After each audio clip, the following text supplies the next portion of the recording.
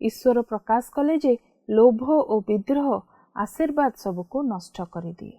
उपदेश पुस्तक रे सलोमन लेखନ୍ତି किपरि से आशीर्वाद सबको नष्ट कर देइछन्ति। तांकर एही अनुतापरु ईश्वर प्रकाश करନ୍ତି जे लोभ और विद्रोह जंत्रणा और दुखर कारण होइथाय।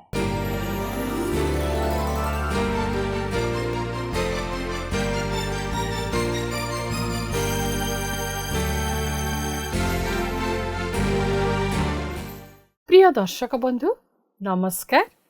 आज आशा भरा नारी कार्यक्रम को आपन को स्वागत करुछि।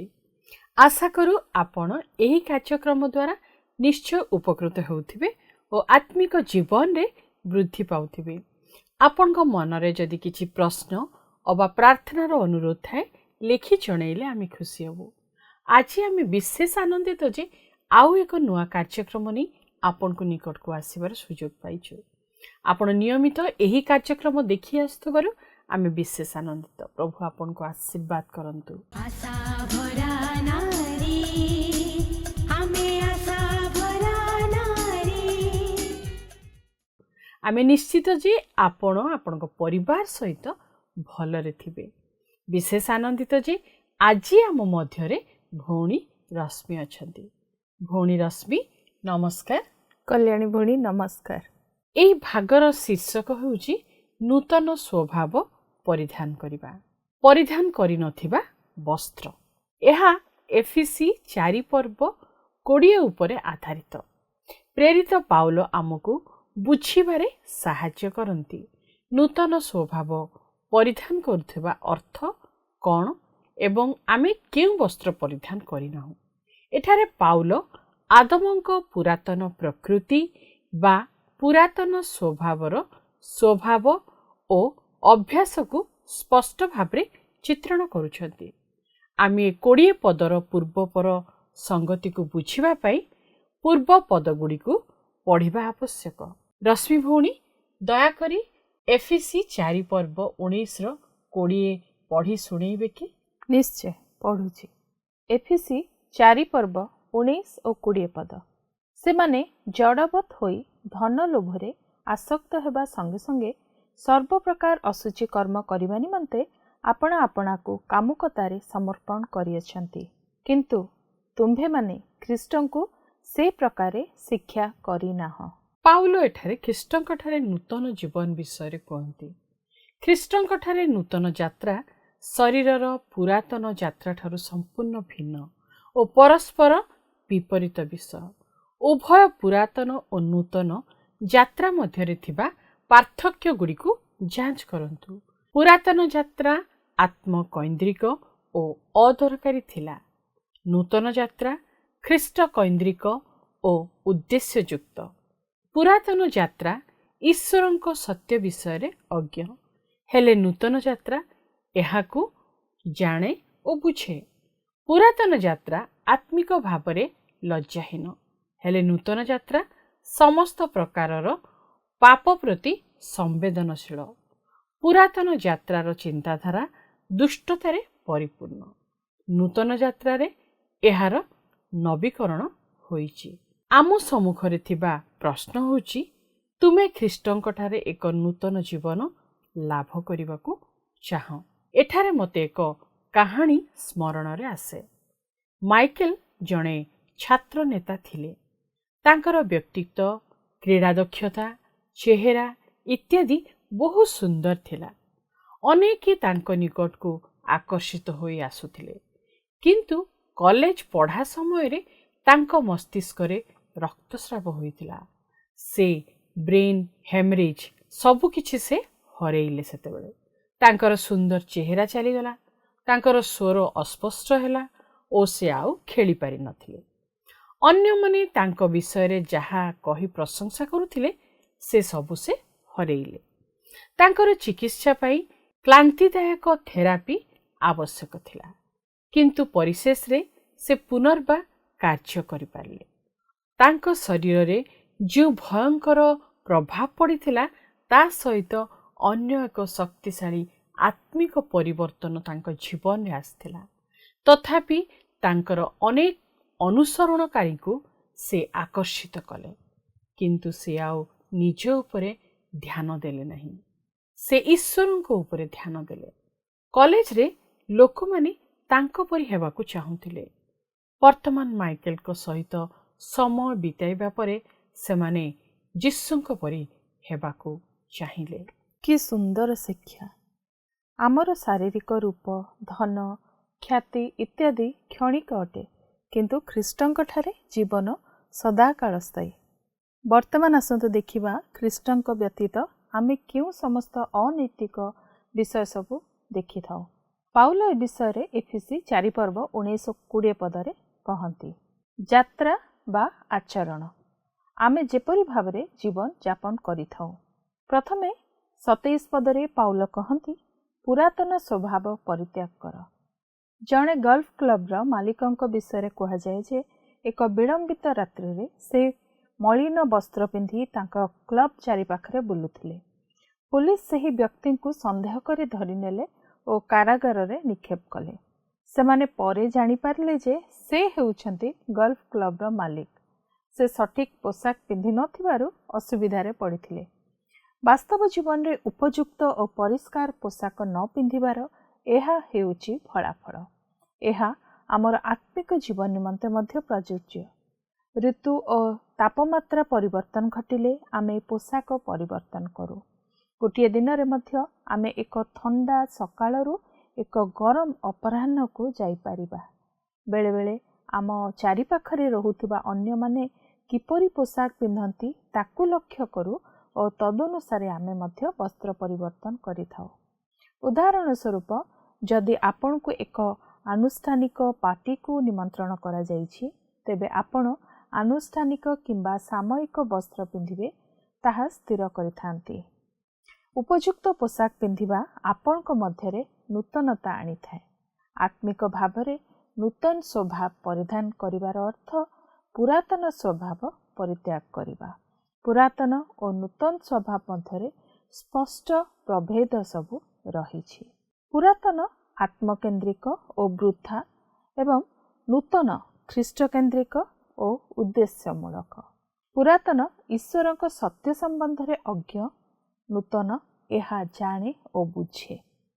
ପୁରାତନ ନୈତିକ ଓ ଆତ୍ମିକ ଭାବରେ କଠିନ ଓ ଲଜ୍ଜାହୀନ, ନୂତନ ପ୍ରତ୍ୟେକ ପ୍ରକାରର ପାପ ପ୍ରତି ସମ୍ବେଦନଶୀଳ। ଶେଷରେ ପୁରାତନ ଏହାର ଚିନ୍ତାଧାରାରେ ଭ୍ରଷ୍ଟ, ନୂତନ ନବୀକରଣ ହୋଇଥାଏ। ମୋର ମନେ ହୁଏ ବାଇବେଲର ମନୋଭାବ ବା କାର୍ଯ୍ୟକୁ ଚିହ୍ନିବା ପାଇଁ ପୋଷାକ ଶବ୍ଦର ବ୍ୟବହାର କରାଯାଇଛି। ଠିକ୍ କହିଛନ୍ତି। ଆମେ ଏହି ବିଷୟରେ ଏଫେସୀୟ 6 ଅଧ୍ୟାୟରେ ବର୍ଣ୍ଣିତ ବିଶ୍ୱାସୀର ଶଯ୍ୟାରେ ତାହା ଦେଖିଥାଉ। ଆମକୁ ସତ୍ୟ ରୂପ କଟିବନ୍ଧନୀ, ଧାର୍ମିକତା ରୂପ ଓରସ୍ତ୍ରାଣ, ଶାନ୍ତିଦାୟକ ପାଦୁକା, ବିଶ୍ୱାସ ରୂପ ଢାଲ ଇତ୍ୟାଦି ପରିଧାନ କରିବାକୁ କୁହାଯାଏ। ପ୍ରେରିତ ପାଉଲ ମଧ୍ୟ ପୋଷାକର ଦୃଷ୍ଟାନ୍ତ ମାଧ୍ୟମରେ କେଉଁ ସବୁ କାର୍ଯ୍ୟକଳାପ ଓ ମନୋଭାବ ସବୁକୁ ଆମେ ପରିତ୍ୟାଗ କରିବା ଓ ପରିଧାନ କରିବା ତାହା ସେ କହନ୍ତି। କଲୋସୀୟ 3 ପର୍ବ 12 ପଦରେ କୁହାଯାଏ, ଅତଏବ ଈଶ୍ୱରଙ୍କ ମନୋନୀତ ସାଧୁ ଓ ପ୍ରିୟ ଲୋକ ହୋଇ କୋମଳ ହୃଦୟ, ଦୟା, ନମ୍ରତା, ମୃଦୁତା ଓ ଦୀର୍ଘ ସହିଷ୍ଣୁତାକୁ ପରିଧାନ କର। ଏଠାରେ ପୋଷାକର ବିଶେଷତ୍ୱ କ'ଣ? ପାଉଲଙ୍କ ସମୟରେ ପୁରୁଣା ପୋଷାକ କାଢ଼ି ନୂତନ ପୋଷାକ ପରିଧାନ କରିବା ବିଶ୍ୱାସ ବିଷୟରେ ତାହା କହେ। ଏଠାରେ ଏହି ଅନୁପ୍ରାଣିତ ଲେଖକ ପ୍ରକୃତ ପୋଷାକ ବିଷୟରେ ନୁହେଁ, କିନ୍ତୁ ସାଙ୍କେତିକ ଭାବରେ ତାହା ବ୍ୟବହାର କରିଛନ୍ତି। ସେ ଯେହେତୁ ବିଜାତି ସଂସ୍କୃତ ସହିତ ପରିଚିତ ଥିଲେ, ବିଜାତିମାନଙ୍କର ହୃଦୟ, ସେମାନଙ୍କର ଜୀବନଶୈଳୀ ଓ ସେମାନଙ୍କର ରୀତିନୀତି ପରମ୍ପରା ସବୁକୁ ସେ ଜାଣିଥିଲେ। ତେଣୁ ତାଙ୍କର ଈଶ୍ୱର ନିଶ୍ୱାସିତ ଲେଖାଗୁଡ଼ିକ ସେହି ପରିବେଶର ପ୍ରକୃତ ବର୍ଣ୍ଣନା ଅଟେ। ପୁରାତନ ନିୟମରେ ମଧ୍ୟ ନୈତିକ ଓ ଧାର୍ମିକ ଗୁଣଗୁଡ଼ିକ ପରିଧାନ କରିବାର ଅନେକ ଉଦାହରଣ ରହିଛି। ପ୍ରେରିତ ପାଉଲ ଏଠାରେ ପୁରାତନ ଓ ନୂତନ ସୃଷ୍ଟିର ପ୍ରତିନିଧିମାନଙ୍କୁ ଦର୍ଶାଉଥିବା ଅର୍ଥାତ୍ ଆଦମ ଓ ଖ୍ରୀଷ୍ଟ। ଖ୍ରୀଷ୍ଟଙ୍କ ବିହୁନୀ ଆମେ ଆଦମଙ୍କ ସ୍ୱଭାବରେ ଅଛୁ। ଆଦମଙ୍କ ପୋଷାକ ପରିଧାନ କରୁଛୁ ଏବଂ ପାପ ଦ୍ୱାରା ଶାସିତ ଅଟୁ। ଆମେ ଧର୍ମ ତତ୍ତ୍ୱ ମଧ୍ୟକୁ ଅଧିକ ଦୂର ଯିବା ନାହିଁ। ପାଉଲଙ୍କ ପରାମର୍ଶ ଅତି ସରଳ। ଖ୍ରୀଷ୍ଟଙ୍କର ଅନୁଗାମୀ ଭାବରେ ଆମକୁ ଅନେକ ବିଷୟ ଆଉ କରିବା ଅନୁଚିତ। ଖ୍ରୀଷ୍ଟ ବିଶ୍ୱାସୀ ଭାବରେ ସେମାନଙ୍କ ଅତୀତ ସହିତ ଏକ ମୌଳିକ ବିରତି ରହିବା ଆବଶ୍ୟକ। ଯେତେବେଳେ ଆମେ ଖ୍ରୀଷ୍ଟଙ୍କୁ ଗ୍ରହଣ କରୁ, ଈଶ୍ୱର ଆମ ପାପର ପୁରୁଣା ବସ୍ତ୍ର ବାହାର କରିଦିଅନ୍ତି ଏବଂ ଯୀଶୁଙ୍କ ନୂତନ ବସ୍ତ୍ର ଅର୍ଥାତ୍ ଧାର୍ମିକତାର ବସ୍ତ୍ର ପରିଧାନ କରାଇଥାନ୍ତି। ରେଜିଙ୍କ କାହାଣୀ ମନେ ପଡ଼େ। ସେ ତାଙ୍କ ମା ଓ ଭାଇଙ୍କୁ ବାହାର ପ୍ରୋଜେକ୍ଟର କାମରେ ସାହାଯ୍ୟ କରନ୍ତି। ସେ ଅନେକ ବାହ୍ୟ କାର୍ଯ୍ୟ କରିଥିଲେ। ଝାଳ ନିର୍ଗତ ହେବା ଯୋଗୁଁ ତାଙ୍କ ବସ୍ତ୍ର ମଇଳା ହୋଇଯାଇଥାଏ। ସେତେବେଳେ ସେ ଅନୁଭବ କରନ୍ତି ଯେ ଦିନର ଶେଷରେ ସେ କିଛି କରିପାରିଛନ୍ତି। କିନ୍ତୁ ସେ କହିଥିବା ଗୋଟିଏ କଥା ହେଉଛି, ସର୍ବୋତ୍ତମ କାର୍ଯ୍ୟ କରିବା ଦ୍ୱାରା ସେ କାର୍ଯ୍ୟ କରିବା ସମୟରେ ପିନ୍ଧିଥିବା ପୋଷାକ ବାହାର କରି ଗାଧୋଇ ପଡ଼ନ୍ତି ଏବଂ ସଫା ଲୁଗା ପିନ୍ଧନ୍ତି। ଫଳରେ ସେ ନିଜକୁ ଜଣେ ନୂତନ ବ୍ୟକ୍ତି ମନେ କରନ୍ତି।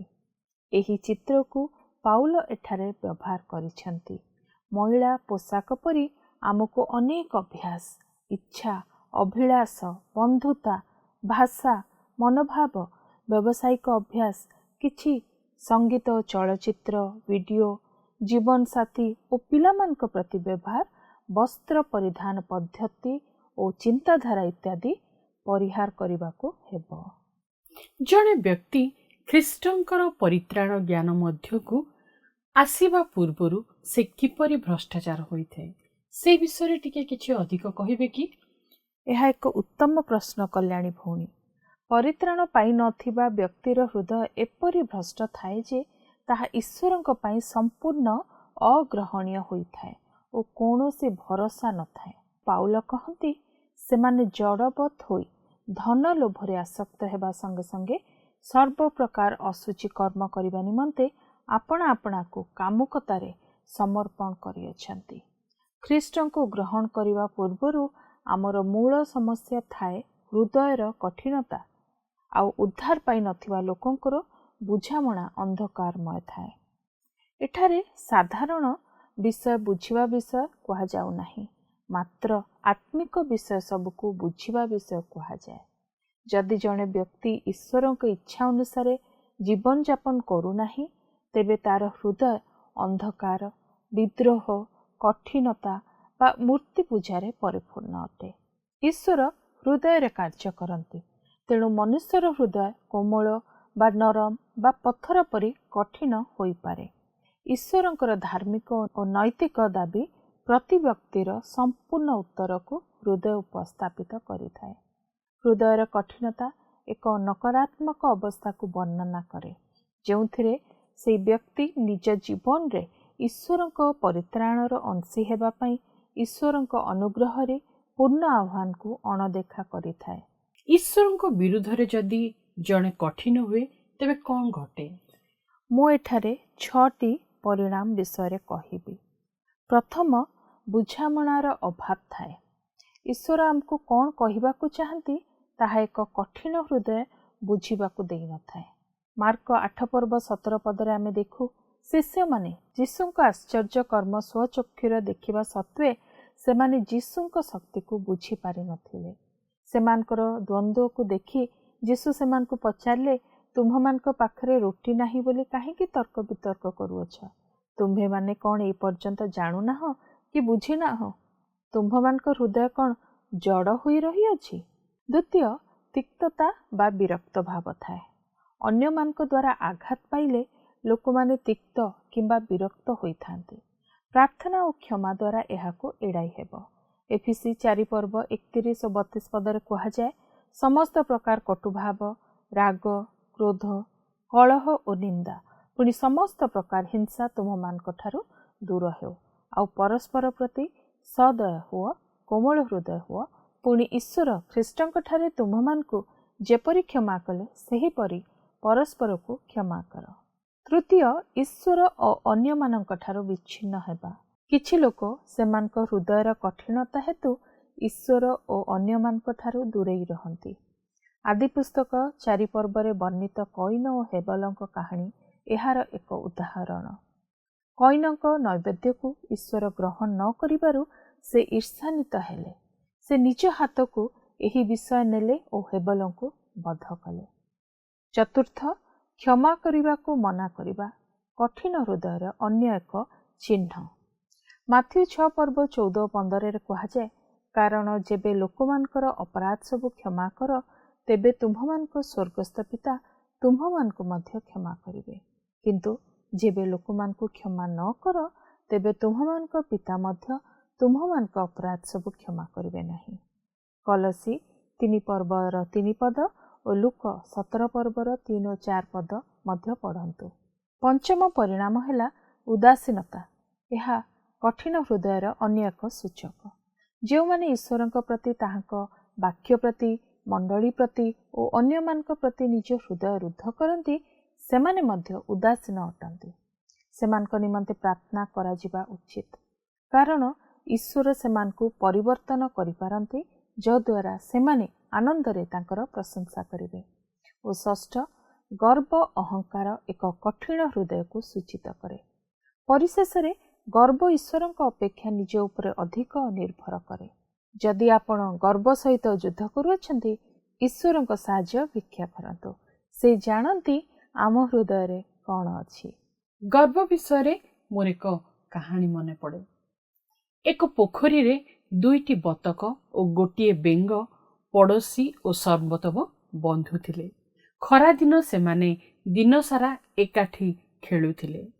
ଶୀତଦିନ ପାଖେଇ ଆସିଲା ଓ ପୋଖରୀର ପାଣି ଶୁଖିବାକୁ ଲାଗିଲା। ବତକମାନେ ଅନୁଭବ କଲେ ସେମାନଙ୍କୁ ଅନ୍ୟତ୍ର ଯିବାକୁ ହେବ। ଏହା ସେମାନଙ୍କ ନିମନ୍ତେ ସହଜ ଥିଲା, କିନ୍ତୁ ସେମାନଙ୍କ ସାଙ୍ଗ ବେଙ୍ଗ ବିଷୟରେ କ'ଣ କରାଯିବ? ସେମାନେ ସ୍ଥିର କଲେ ଯେ 2 ବତକ ସେମାନଙ୍କ ପାଟିରେ ଗୋଟିଏ ବାଡ଼ି ରଖିବେ ଏବଂ ବେଙ୍ଗଟି ପାଟିରେ ସେଇ ବାଡ଼ିକୁ ଧରି ଝୁଲି ରହିବ ଏବଂ ସେମାନେ ତାଙ୍କୁ ଅନ୍ୟ ପୋଖରୀକୁ ନେଇଯିବେ। ସେମାନେ ତାହା କଲେ। ଜଣେ ଚାଷୀ ଏଇ ଦୃଶ୍ୟ ଦେଖିଲା ଓ ନିଜ ପତ୍ନୀକୁ କହିଲା, କି ସୁନ୍ଦର ଚିନ୍ତାଧାରା! କିଏ ଏପରି ଯୋଜନା କରୁଥିଲା? ଗର୍ବରେ ବେଙ୍ଗ କହିଲା, ମୁଁ କରିଥିଲି। ଏହା ଗର୍ବୀମାନଙ୍କର ଶେଷ ପରିଣତି। କଥାରେ ଅଛି, ଅହଙ୍କାର ସର୍ବନାଶର ସମ୍ମୁଖରେ ଥାଏ। ପ୍ରକୃତରେ ସତ। ବାଇବଲରେ ବେଲଶତ୍ସରଙ୍କ ପ୍ରତି କ'ଣ ଘଟିଥିଲା ତାହା ଲେଖାଯାଏ। ଦାନିଏଲ 5 ଅଧ୍ୟାୟରେ ବେଲଶତ୍ସରଙ୍କର ପିତା ନବୁକଦନେସ୍ଜର ଅହଙ୍କାରୀ ହେବାରୁ ଈଶ୍ୱର ତାଙ୍କୁ ଦଣ୍ଡ ଦେଇଥିଲେ, କାରଣ ଅତ୍ୟନ୍ତ ସମୃଦ୍ଧ ହୋଇ ସେ ଅତ୍ୟନ୍ତ ଗର୍ବ କରିଥିଲେ। 20 ପଦରେ ଲେଖାଯାଏ, ମାତ୍ର ତାହାଙ୍କ ଅନ୍ତଃକରଣ ଗର୍ବିତ ହୁଅନ୍ତେ ଓ ତାଙ୍କର ହୃଦୟ କଠିନ ହୋଇ ସେ ଅହଙ୍କାର ପୂର୍ବକ ବ୍ୟବହାର କରନ୍ତେ, ସେ ଆପଣା ରାଜ ସିଂହାସନରୁ ଚ୍ୟୁତ ହେଲେ ଓ ତାଙ୍କର ଗୌରବ ତାଙ୍କଠାରୁ ଅପହୃତ ହେଲା। ଦାନିଏଲ ବେଲଶତ୍ସରଙ୍କୁ ଚେତାବନୀ ଦିଅନ୍ତି ଯେ ସେ ଏସବୁ ଜାଣିଥିଲେ, କିନ୍ତୁ ନିଜକୁ ନମ୍ର କଲେ ନାହିଁ। ଦାନିଏଲ କହନ୍ତି, ଆପଣଙ୍କର ନିଶ୍ୱାସ ଯାହାଙ୍କର ହସ୍ତଗତ ଓ ଆପଣଙ୍କର ସକଳ ପଥ ଯାହାଙ୍କର ଅଧୀନ, ଆପଣ ସେହି ପରମେଶ୍ୱରଙ୍କର ଗୌରବ କରିନାହାନ୍ତି। ଏହା ଏକ କଠିନ ହୃଦୟର ଚିହ୍ନ ଥିଲା। ଏହା ଏକ ଭୟାନକ ଚିତ୍ର ଏବଂ ଯେତେବେଳେ ଏହା ଘଟେ, କେବଳ ଈଶ୍ୱର ସେଇ ବ୍ୟକ୍ତିର ହୃଦୟକୁ ଠିକ୍ ବୁଝିପାରିବେ ଏବଂ ଏହା ଆଗକୁ କେଉଁ ଆଡ଼କୁ କଢ଼ାଇ ନିଏ। ଏହି ପ୍ରକାର ଆତ୍ମିକ ଅନ୍ଧକାର ବାସ୍ତବତା ପ୍ରତି ଅଜ୍ଞତା ଆଡ଼କୁ ନେଇଯାଏ। ବାଇବଲ ଅଧ୍ୟୟନରେ ଅନେକ ଡିଗ୍ରୀ ସବୁ ହାସଲ କରିଥିଲେ ମଧ୍ୟ ଆପଣ ଧର୍ମଶାସ୍ତ୍ରର ପ୍ରକୃତ ଅର୍ଥ ଏବଂ ଅନନ୍ତ କାଳର ମହାନ ବିଷୟ ସହିତ ଏହାର ସମ୍ପର୍କ କିପରି ରହିଛି ଜାଣିପାରିବେ ନାହିଁ। ଏହି ଅଜ୍ଞତା କେଉଁ ଆଡ଼କୁ ନେଇଯାଏ? ଈଶ୍ୱରଙ୍କ ସତ୍ୟ ସମ୍ବନ୍ଧରେ ଅଜ୍ଞତା, ଲୋଭ ଓ ଲମ୍ପଟତା ଆଡ଼କୁ ଆମକୁ ନେଇଯାଏ। ଜଣେ ବ୍ୟକ୍ତି ଜନ୍ଦାମାନେ ରହୁଥିବା ଏକ ପାହାଡ଼ରେ ବିଷର ଏକ ଛୋଟ ବୃତ୍ତ କାଟିଲା। ସେହି ବିଷର କ୍ଷୁଦ୍ର ଦାନଗୁଡ଼ିକୁ ଖାଦ୍ୟ ବୋଲି ଭାବି ଜନ୍ଦାମାନେ ସେସବୁ ନେଇ ସେମାନଙ୍କ କଲୋନୀକୁ ଗଲେ। ସେହି ବ୍ୟକ୍ତି ଜଣକ ପରେ ଆସି ଦେଖିଲା ସେହି ବିଷ କିପରି କାର୍ଯ୍ୟ କରୁଛି। ଶହ ଶହ ଜନ୍ଦା ସେମାନଙ୍କ ବସା ଆଡ଼କୁ ଏହି ଦାନାଗୁଡ଼ିକ ନେଇ ଯାଉଥିଲେ। ତାପରେ ସେ ବିଷର ବୃତ୍ତରେ ଏକ ଛିଦ୍ର ଦେଖିଲେ। କିଛି ଅନ୍ୟ ପ୍ରକାର ପିମ୍ପୁଡ଼ି, ଯେଉଁମାନେ କାମୁଡ଼ନ୍ତି ନାହିଁ, ସେମାନଙ୍କ ପଡ଼ୋଶୀମାନଙ୍କ ଠାରୁ ଏହି ଖାଦ୍ୟ ଚୋରି କରି ବିପରୀତ ଦିଗରେ ଗତି କରିଥିଲେ। ସେମାନେ ଭାବିଲେ ଯେ ସେମାନେ ଅନ୍ୟମାନଙ୍କର ଧନ ପାଇଛନ୍ତି, କିନ୍ତୁ ସେମାନେ ଅଜାଣତରେ ନିଜ ନିଜକୁ ବିଷ ଦେଉଥିଲେ। ଯଦି ଆମେ ଦେଖୁ ଯେ ଜଣେ ବ୍ୟକ୍ତି ପାଖରେ ଆମଠାରୁ ଅଧିକ ଧନ ଅଛି ତେବେ ଆମେ ସତର୍କ ହେବା ଆବଶ୍ୟକ। ଭିକ୍ଷା ମାଗିବା, ଉଧାରି ନେବା ବା ଚୋରି କରିବାର କ୍ଷୁଧା ଆମକୁ ଆତ୍ମିକ ଭାବରେ ବିଷ ଦେଇପାରେ। ଯଦି ବା ଏହା ଏକ ମନୋହର ଛୋଟ କାହାଣୀ, ଏହା ଲୋଭ ବିଷୟରେ ଆମକୁ ଶିକ୍ଷା ଦିଏ। ଲୋଭର ବିପଦ ସବୁ ବିଷୟରେ ବୁଝିବାକୁ ଗଲେ ଆମେ ରାଜା ସଲୋମନଙ୍କ ଜୀବନକୁ ମଧ୍ୟ ଦେଖିପାରୁ। ସଲୋମନ ବହୁ ଆଶୀର୍ବାଦ ପ୍ରାପ୍ତ ହୋଇଥିଲେ ଏବଂ ସେ ତାଙ୍କର ଜ୍ଞାନ ଓ ଧନ ଯୋଗୁଁ ବେଶ ଜଣାଶୁଣା ଥିଲେ, କିନ୍ତୁ ସେ ତାଙ୍କର ଲୋଭ, ଲମ୍ପଟତା, ପ୍ରତିମା ପୂଜା ଓ ବିଦ୍ରୋହ ହେତୁ ଆଶୀର୍ବାଦ ସବୁ ହରାଇଥିଲେ। ତାଙ୍କର କାର୍ଯ୍ୟକଳାପର ପରିମାଣ ସ୍ୱରୂପ ସେ ତାଙ୍କର ବଂଶଧର ଏବଂ ସମଗ୍ର ଇସ୍ରାଏଲ ପିଢ଼ି ପରେ ପିଢ଼ି ଦୁଃଖ ଭୋଗ କଲେ। ହଁ, ନିହାତି ସତ କଥା। ବର୍ତ୍ତମାନ ଆମେ ଦେଖିବା ସଲୋମନଙ୍କ ବିଦ୍ରୋହ ପାଇଁ ଈଶ୍ୱର ତାଙ୍କୁ 6ଟି ଚେତାବନୀ ଦେଇଥିଲେ। ସଲୋମନ ବିଜାତି ସ୍ତ୍ରୀମାନଙ୍କୁ ବିବାହ କରି ଈଶ୍ୱରଙ୍କ ବ୍ୟବସ୍ଥା ଉଲ୍ଲଂଘନ କରିଥିଲେ। ଏହି ସ୍ତ୍ରୀମାନେ ଈଶ୍ୱରଙ୍କ ବିରୁଦ୍ଧରେ ତାଙ୍କର ହୃଦୟକୁ ଭୁଲାଇଲେ। ସେ ତାଙ୍କର ଲୋଭ ଓ ଲମ୍ପଟତାକୁ ସନ୍ତୁଷ୍ଟ କରିପାରି ନଥିଲେ ଓ ଶେଷରେ 1000 ପତ୍ନୀ ଗ୍ରହଣ କଲେ। ସଲୋମନଙ୍କ ସ୍ତ୍ରୀମାନେ ମଧ୍ୟ ଦେବତାମାନଙ୍କ ଉଦ୍ଦେଶ୍ୟରେ ମନ୍ଦିର ନିର୍ମାଣ କରିବାକୁ ପ୍ରବର୍ତ୍ତାଇଲେ ମଧ୍ୟ ତାଙ୍କୁ ସେମାନଙ୍କ ଦେବତାମାନଙ୍କର ପୂଜା କରିବାକୁ ପଢ଼ାଇ ନେଲେ। ସଲୋମନଙ୍କ ଅବାଧ୍ୟତା ତାଙ୍କ ଉପରେ ଓ ସମଗ୍ର ଇସ୍ରାଏଲ ଉପରେ ଈଶ୍ୱରଙ୍କର ବିଚାର ଆଣିଲା। ସଲୋମନଙ୍କ ଭୁଲ ସବୁରୁ ଈଶ୍ୱର ପ୍ରକାଶ କରନ୍ତି ଯେ ଲୋଭ ଓ ବିଦ୍ରୋହ ବିଭିନ୍ନ ଗଣ୍ଡଗୋଳ ଓ ସଂଘର୍ଷ ଆଡ଼କୁ କଢ଼ାଇ ନେବ। ଈଶ୍ୱର ପ୍ରତିଜ୍ଞା କଲେ ଯେ ତାଙ୍କ ପରିବାରର ଉତ୍ତରାଧିକାରୀରୁ 12 ଗୋଷ୍ଠୀରୁ 10 ଗୋଷ୍ଠୀ ଅଲଗା ହୋଇଯିବେ। ଇସ୍ରାଏଲ କେବଳ 2 ପିଢ଼ି ଧରି ମିଳିତ ହୋଇ ରହିଥିଲା। ସଲୋମନଙ୍କ ଭୁଲ ହେତୁ ଈଶ୍ୱର ପ୍ରକାଶ କଲେ ଯେ ଲୋଭ ଓ ବିଦ୍ରୋହ ଆଶୀର୍ବାଦ ସବୁକୁ ନଷ୍ଟ କରିଦିଏ। ଉପଦେଶ ପୁସ୍ତକରେ ସଲୋମନ ଲେଖନ୍ତି କିପରି ସେ ଆଶୀର୍ବାଦ ସବୁକୁ ନଷ୍ଟ କରିଦେଇଛନ୍ତି। ତାଙ୍କର ଏହି ଅନୁତାପରୁ ଈଶ୍ୱର ପ୍ରକାଶ କରନ୍ତି ଯେ ଲୋଭ ଓ ବିଦ୍ରୋହ ଯନ୍ତ୍ରଣା ଓ ଦୁଃଖର କାରଣ ହୋଇଥାଏ। ଇସ୍ରାଏଲର ସବୁଠାରୁ ଜ୍ଞାନୀ ଓ ପ୍ରସିଦ୍ଧ ରାଜାଙ୍କର କାହାଣୀ କିପରି ଦୁଃଖଦ ଅଟେ? ହଁ, ଅତ୍ୟନ୍ତ ଦୁଃଖଦ ଅଟେ। ବର୍ତ୍ତମାନ ପୋଷାକ ବଦଳାଇବା ବିଷୟକୁ ଆସିବା। ବିଶ୍ୱାସୀ କେଉଁ ସବୁ ବିଷୟରେ ଦୂରେଇ ରହିବ? କଲ୍ୟାଣୀ ଭଉଣୀ, ଦୟାକରି କଲସିୟ 3 ପର୍ବ 5 ପଦ ପଢ଼ିବେ କି? ନିଶ୍ଚୟ ପଢ଼ିବି। ତୁମ୍ଭମାନଙ୍କର ଶାରୀରିକ ଅଙ୍ଗ ପ୍ରତ୍ୟଙ୍ଗର କୁପ୍ରକୃତି ଗୁଡ଼ାକ ଅର୍ଥାତ୍ ବ୍ୟଭିଚାର, ଅଶୁଚିତା, କାମ, କୁଅଭିଳାଷ, ପୁଣି ପ୍ରତିମା ପୂଜା ରୂପ ଲୋଭ, ଏହିସବୁ ପ୍ରତି ମୃତ ହୁଅ। ପ୍ରଥମେ ପାଉଲ ବିଭିନ୍ନ ପ୍ରକାର ଯୌନ ପାପ ବିଷୟରେ କହନ୍ତି, ଯହିଁରୁ ବିଶ୍ୱାସୀ ମୁକ୍ତି ପାଇବାକୁ ହେବ। ଯୌନ ଅନୈତିକତା କହିଲେ ବିବାହ ବାହାରର ସମସ୍ତ ପ୍ରକାର ଯୌନ ସମ୍ପର୍କ। ଅଶୁଚିତା କହିଲେ ସମସ୍ତ ପ୍ରକାର କାମୁକତାର ଚିନ୍ତା, ମନ୍ଦ କଥାବାର୍ତ୍ତା, ଥଟ୍ଟା ପରିହାସ ଓ ମନ୍ଦ କାର୍ଯ୍ୟଗୁଡ଼ିକ। ଅନୈତିକ ଯୌନ ସମ୍ପର୍କ ପାଇଁ କାମବାସନା ପ୍ରବଳ ଉତ୍ତେଜନା ସୃଷ୍ଟି କରିଥାଏ। ବୋଧହୁଏ କାମ ଓ କୁଅଭିଳାଷ ମଧ୍ୟରେ ଥିବା ପାର୍ଥକ୍ୟ ହେଉଛି କାମବାସନା ଶାରୀରିକ ପାର୍ଶ୍ୱର ହୋଇଥିବା ବେଳେ କୁଅଭିଳାଷ ସମାନ ପାପର ମାନସିକ ପାର୍ଶ୍ୱର ଅଟେ। ଲୋଭର ଅର୍ଥ ମଧ୍ୟ ଏହା ହୋଇପାରେ ଯେ ଯାହା ଆଇନଗତ ଭାବରେ ମିଳିପାରିବ ନାହିଁ ତାକୁ ଯେକୌଣସି ମତେ ହାସଲ କରିବାର ଏକ ଇଚ୍ଛା। ଗ୍ରୀକ ରୋମାନ ରାଜତ୍ୱ କାଳରେ ବିଶ୍ୱାସୀମାନଙ୍କୁ ଏକ ସ୍ୱତନ୍ତ୍ର ଗୋଷ୍ଠୀ କରିପାରିଥିବା ବୈଶିଷ୍ଟ୍ୟ ଗୁଡ଼ିକ ମଧ୍ୟରୁ ଗୋଟିଏ ହେଲା ଯୌନ ଅନୈତିକରୁ ବିଶ୍ୱାସୀମାନେ ନିଜକୁ ଦୂରରେ ରଖିଥିଲେ। ଅଧିକାଂଶ ବିଜାତିମାନଙ୍କ ଧର୍ମରେ ଅନୈତିକତା ପୂଜାପାଠର ଏକ ଅଂଶ ବିଶେଷ ଥିଲା। ବାଲ୍ ପୂଜା ଓ ଗ୍ରୀକ ଓ ରୋମିଓମାନଙ୍କ ଧର୍ମରେ ଅନୈତିକତା ସ୍ଥାନ ପାଇଥିଲା। ପାଉଲଙ୍କ ଦିନରେ ବିବାହ କେବଳ ମନୁଷ୍ୟର ଇଚ୍ଛା ପୂରଣ ପାଇଁ ଉଦ୍ଦିଷ୍ଟ ନଥିଲା, ତଦ୍ୱାରା ସେମାନେ ଉତ୍ତରାଧିକାରୀ ପାଇବେ ଏବଂ ଅଧିକ କ୍ଷମତା ଓ ପଦମର୍ଯ୍ୟାଦା ପାଇବେ ବୋଲି ବିଚାର କରାଯାଉଥିଲା। ଜଣେ ରାଜା ଅନ୍ୟ ରାଜ୍ୟର ରାଜକୁମାରୀମାନଙ୍କୁ ବିବାହ କରୁଥିଲେ, ଯଦ୍ୱାରା ତାଙ୍କର ପ୍ରଭାବ ବୃଦ୍ଧି ପାଉଥିଲା। ଅବଶ୍ୟ ଏହା ସତ୍ୟ ଯେ ଆମେ ଆମର ପୁରାତନ ସ୍ୱଭାବ ବିଷୟରେ ଗମ୍ଭୀରତା ପ୍ରକାଶ କରିନଥାଉ, ଏପରିକି ପୁରାତନ ସ୍ୱଭାବ ଅନୁସାରେ ଆଚରଣ କରିଥାଉ। ଭଉଣୀମାନେ, अन्य एक मूल्यवान भागरे आपण माने अंशी होइथिबारु आपण मानकु धन्यवाद जणाओ। आपण जहा जहा शिखिचंती ओ किपरि आशीर्वाद लाभ करचंती ताहा आपण मानक पड़ोसी ओ बंधु मानकु सहभागी करंतु। आशा भरा नारी आमे आशा भरा नारी तृष्णारे दिने आतुर होई भाबुथिली जे जीवी मु मरी तृष्णारे दिने आतुर होई भाबुथिली जे जीवी मु मरी जीवनर जले तृप्त करी जीवन पात्र मोदेल जे भरी जीवनर जले तृप्त करी जीवन पात्र मोदेल जे भरी ए जाए बोही आनी चमते कि मधुर प्रेम सते ए जाए बोही आनी चमते कि मधुर प्रेम सते मो साथे प्रभु तुमे चालू अछ ए दीर्घ जीवन पथे मो पासे जीसु तुमे रही अछ कि आश्चर्य प्रेम सते।